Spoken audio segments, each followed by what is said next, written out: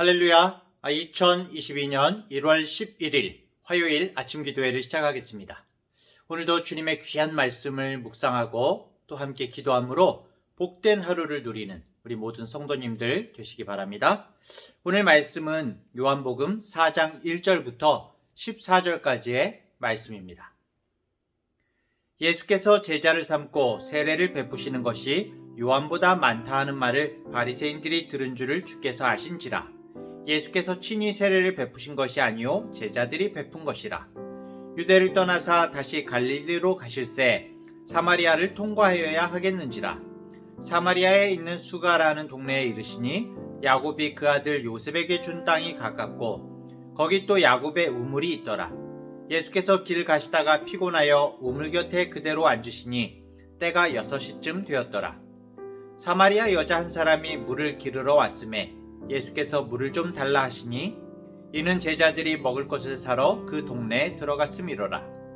사마리아 여자가 이르되 당신은 유대인으로서 어찌하여 사마리아 여자인 나에게 물을 달라 하나이까 하니 이는 유대인이 사마리아인과 상종하지 아니함이로라. 예수께서 대답하여 이르시되 내가 만일 하나님의 선물과 또 네게 물 좀 달라 하는 이가 누구인 줄 알았더라면 네가 그에게 구하였을 것이요 그가 생수를 네게 주었으리라. 여자가 이르되 주여 물 기를 그릇도 없고 이 우물은 깊은데 어디서 당신이 그 생수를 얻겠사옵나이까. 우리 조상 야곱이 이 물을 우리에게 주셨고 또 여기서 자기와 자기 아들들과 짐승이 다 마셨는데 당신이 야곱보다 더 크니이까. 예수께서 대답하여 이르시되 이 물을 마시는 자마다 다시 목마르려니와 내가 주는 물을 마시는 자는 영원히 목마르지 아니하리니 내가 주는 물은 그 속에서 영생하도록 솟아나는 샘물이 되리라. 아멘. 자, 오늘 요한복음 4장에서는 지난 3장에서 예수님과 누가 대화를 했었죠? 네, 바로 유대인 관원인 디모데가 3장에서는 예수님과 대화를 나눴었는데요. 대조를 이루는 대화가 나옵니다. 지난 장의 니고데모는 유대인이었죠. 그리고 남자인데다가 바리새인이고 또 산헤드린 의회의 일원이기도 했습니다. 그야말로 주류 중에 주류였죠. 그런데 오늘 본문에 등장하는 예수님의 대화 상대는 사마리아인입니다. 그리고 그 시대의 약자인 여자이고 어찌 보면은 율법에 어긋나는 생활을 하고 있는 그런 사람이었습니다. 너무나 극명하게 대조적인 신분을 가진 두 사람의 모습이 3장과 4장에 나란히 배열이 되고 있는 것은 결국 의도된 것이죠. 의도되게 우리에게 보여주고 계신 것입니다. 어느 누구에게든지 그 배경이나 어떤 조건과 상관없이 예수님께서는 구주가 되시고 어느 누구에게나 영원한 생명을 주시는 분이라는 것을 나타내고 있는 것이죠. 오늘 본문에서 예수님께서는 남쪽에 있는 유대에서 사역을 하다가 다시 북쪽에 있는 갈릴리로 올라가시게 됩니다. 그런데 당시의 유대인들은 이 갈릴리와 유대 사이에 끼어 있는 이 사마리아 지역 사람들을 대단히 혐오했다고 합니다. 사마리아 사람들을 어떤 유대인의 동족이 아니라 아수르와의 혼혈 민족, 이방 민족으로 생각했던 거죠. 그래서 사마리아 땅을 통과해서 지나가는 것이 아니라 위로 올라가거나 아래로 내려가야 될 때는 삥 돌아서 일부러 우회하는 먼 길을 택해서 다녔다고 합니다. 하지만 주님은 갈릴리로 가시면서 먼 길로 우회하실 필요가 없으셨죠. 예수님께서는 사마리아 사람을 향한 어떤 혐오나 편견도 없으셨을 뿐만 아니라 사마리아를 통과하면서 꼭 만나야 할 한 사람이 있었기 때문입니다. 예수님 일행이 사마리아에 있는 수가라는 동네를 지나갈 때였습니다.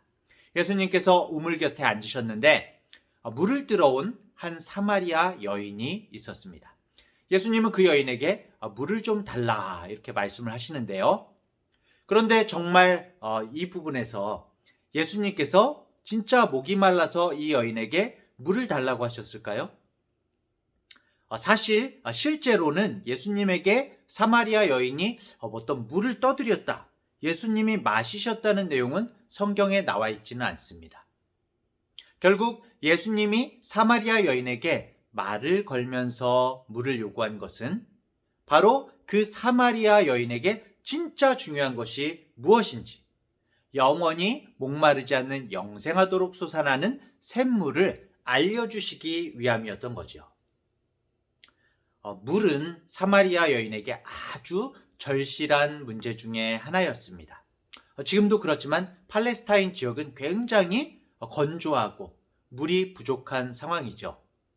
동네 안에 수도시설이 없었기 때문에 수가에 사는 사람들은 동네 밖에 있는 우물에 매일 와서 물을 길어야 했습니다. 물이 없으면 식사도 할 수 없고 씻을 수도 없고 빨래도 할 수 없었겠죠. 물은 그야말로 인간의 삶에 있어서 너무나 필수적인 것입니다. 물이 없다면 사람은 살아갈 수가 없죠. 자, 그런데 이 물을 달라는 예수님의 말을 들은 이 사마리아 여인은 참으로 황당했습니다.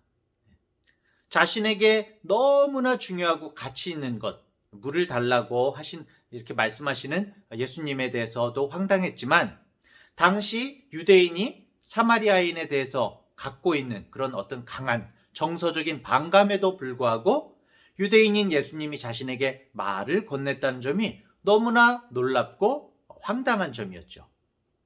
사마리아 여자는 예수님에게 황당하다는 듯이 대답을 합니다. 아니, 좀 이제 요즘 말로 풀면요. 아니, 당신은 유대인인데 왜 나한테 말을 걸고 그러세요? 거참 이상하네. 별로 물을 주고 싶지 않은 것이죠. 그러자 예수님이 대답하십니다. 너는 정말 물을 중요하게 생각하는구나. 네가 만일 내가 누구인지 알았다면 나에게 생수를 달라고 했을 것이고 내가 너에게 정말 생수를 주었을 것이다. 이렇게 말씀을 하시죠. 그런데 이 사마리아 여인은 예수님이 말씀하신 이 생수의 의미를 처음에는 제대로 이해하지 못하고 오해를 하고 있습니다. 생수, 살아있는 물, 그러니까 어떤 고여있지 않고 흐르거나 솟아오르는 맑은 물을 말하는 것이죠.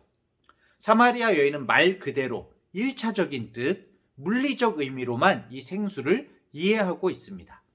3장에서 니고데모도 그랬죠. 니고데모도 위로부터 거듭나야 하나님 나라를 볼 수 있다. 예수님께서 말씀하셨을 때 이것을 물리적으로 이해했죠. 그래가지고 아니 어떻게 어머니 뱃속에 들어갔다가 다시 나올 수가 있습니까? 라고 그렇게 물어봤었죠. 이 사마리아 여인도 예수님의 말씀을 그냥 단순하게 물리적으로 이해해서 내가 보기에는 그런 맑은 물, 아주 깊은 우물물을 떠올릴 기구도 없어 보이시는데 어디서 그런 좋은 물을 구할 수가 있으십니까? 이렇게 묻는 것이죠.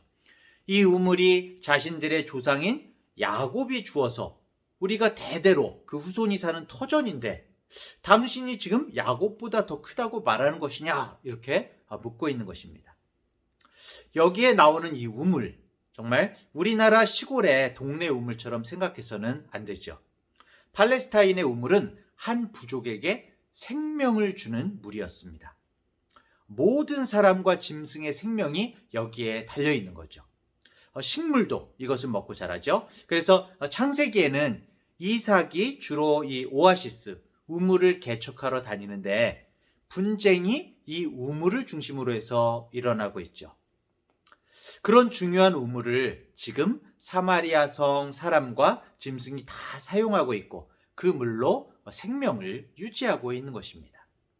사마리아 사람들은 야곱이 물려준 이 우물의 의지에서 살고 있기 때문에 야곱을 생수를 주는 자로 여기고 있는 것이죠. 야곱을 큰 자로 여기고 있는 것입니다. 그런데 예수님이 생수를 준다고 하시니까 당신이 야곱보다 더 크다고요? 이렇게 따지고 있는 것이죠. 사마리아 여인이 이해하지 못하니까 예수님은 다시 한번 설명해 주십니다.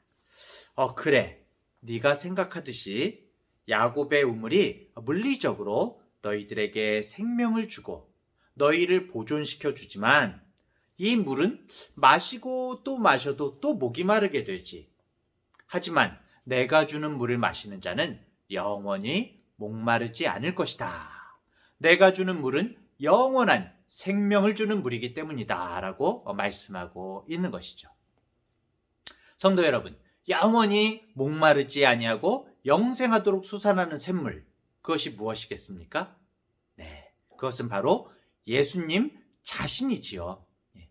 이사야서 58장 11절 이 하반절을 보면은 너는 물된 동산 같겠고 물이 끊어지지 아니하는 샘 같을 것이라 라고 말씀하고 있는데요.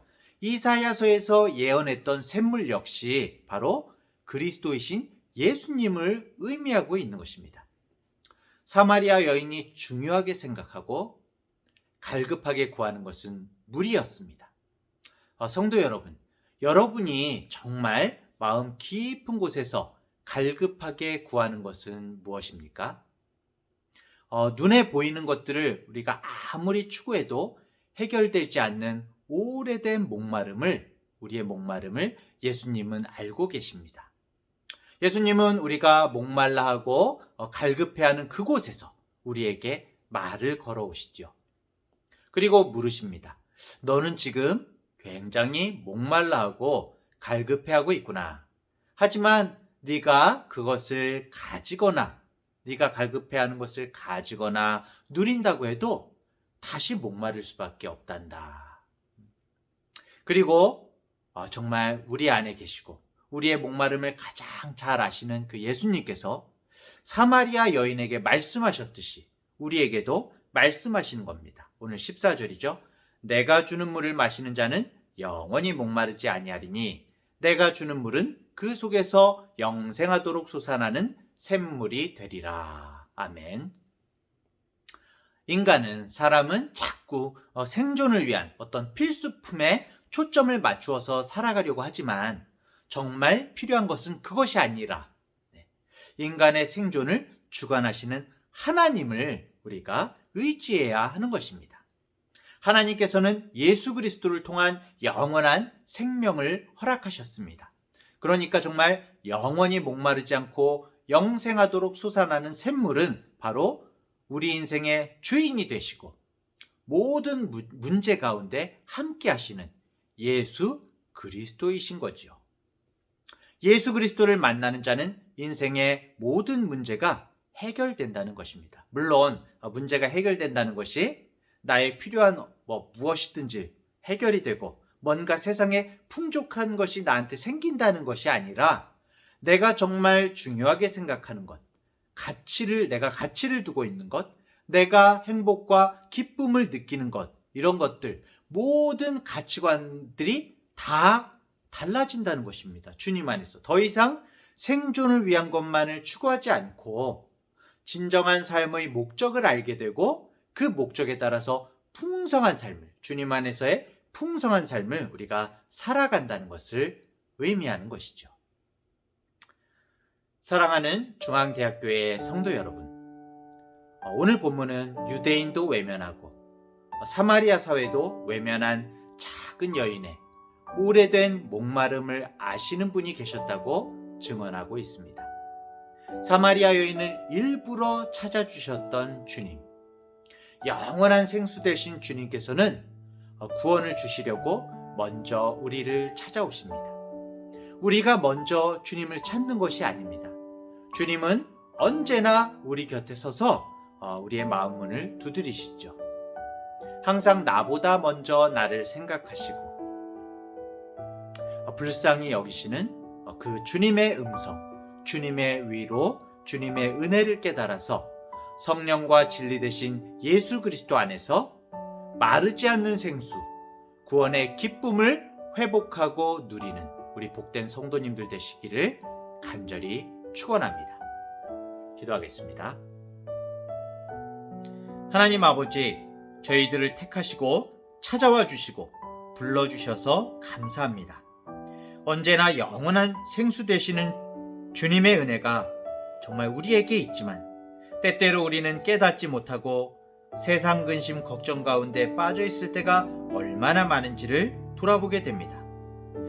때로는 오늘 본문의 사마리아 여인처럼 어떨 땐 주님의 행하심이 우리의 이해를 뛰어넘어서 우리가 황당해하기도 하고 나에게 말씀하시는 주님보다 세상의 다른 것이 더 커 보이기도 하고 우리의 죄악을 깨닫게 하시는 그 말씀 때문에 우리가 놀라기도 합니다.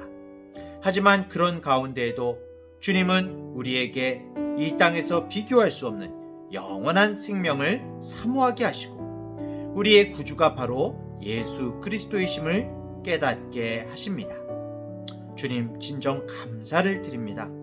오늘 하루도 영생하도록 솟아나는 생명의 근원 되시는 주님으로 말미암아서 낙심하지 않고 주님과 동행하는 복된 하루가 되게 하여 주시옵소서. 감사드리며 예수님의 이름으로 기도합니다. 아멘.